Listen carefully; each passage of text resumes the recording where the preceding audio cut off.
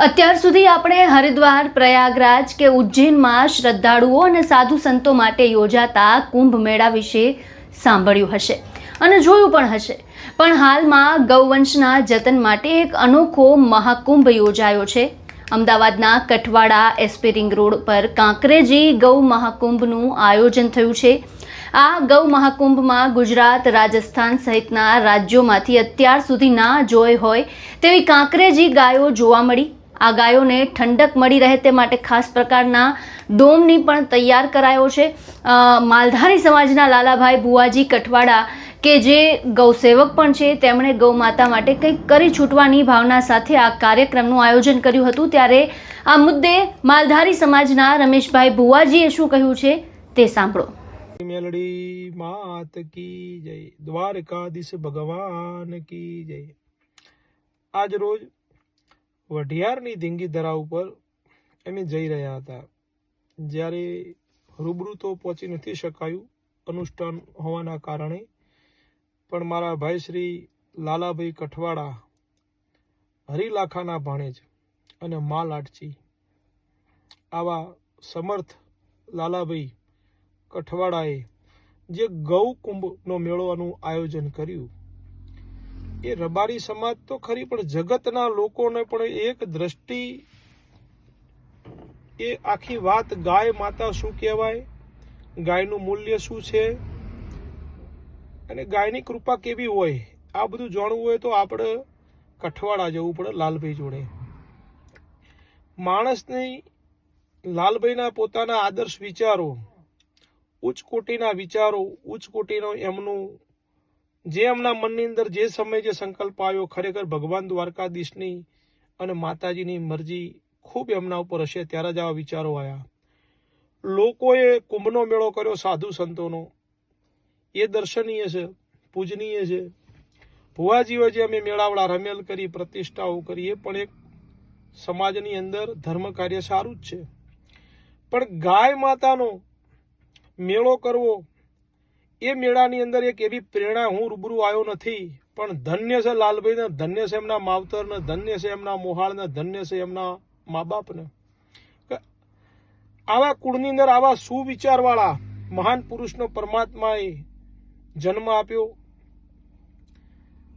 આપણી માલધારી એટલે રબારી, ભરવાડ, આહિર, ચારણ બધી જ્ઞાતિ આવી ગઈ, પણ વિસરતી આપણી જે સંસ્કૃતિ હતી, એ વિસરતી સંસ્કૃતિનું સદપાન લાલભાઈ કઠવાડાએ ફરી પાછું સમાજને એક જગાડી અને કહ્યું।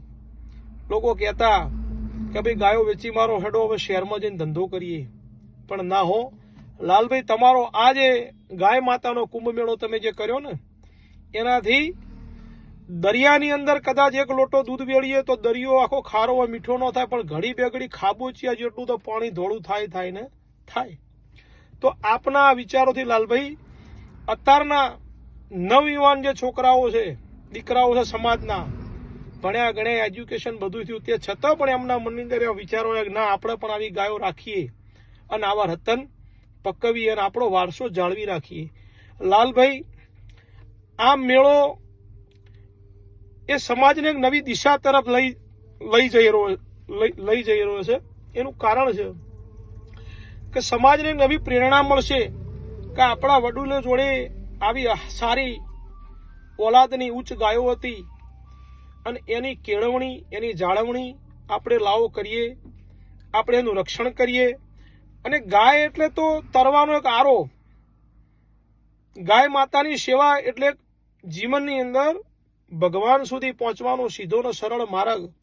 આપણા વડવા કોઈ અનુષ્ઠાન ન કરતા, સમય દીવો ન કરી શકતા, પણ એ ગાય માતાની સેવા કરતા, એ વડવાઓને ગાય માતાની જે સેવા કરી એના કારણે જ અત્યારે આપણો ગોવિંદ આપણા ઉપર રાજી થયેલો છે।